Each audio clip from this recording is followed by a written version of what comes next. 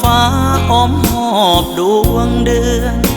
บนขอบสีแดงคอยเตือนว่าเปรียบเหมือนดังเลือดประสา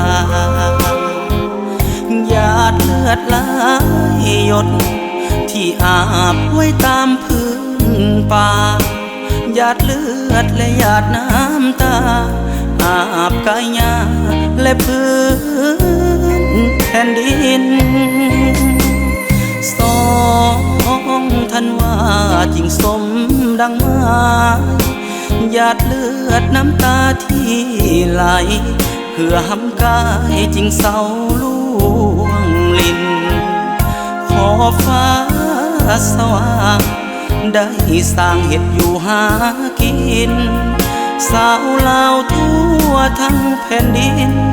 จริงอยู่กินด้วยความซื่นใจความหวังสมดังเฮาปรารถนาฮอดปี1975สองธันวาลาวเฮามีใสสถาปนาศาสตร์เล่าสื่อกองดังไกล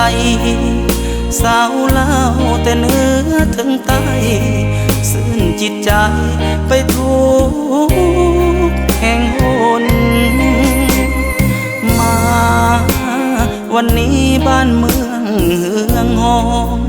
วงเดือนเป็นสีใสสองแผ่นดินทองให้ความมืดมนสว่างสวัยซึ่งจิตสุขใจทุกคนเจริญก้าวหน้าเรือล้นประสาทุกคนอยู่ดีกินดี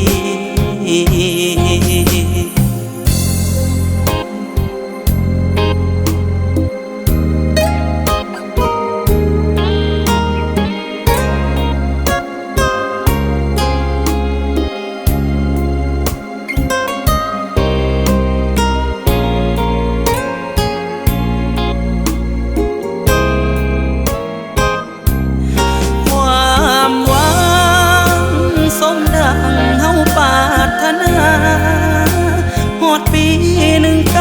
1975สองธันวาลาวเฮามีใส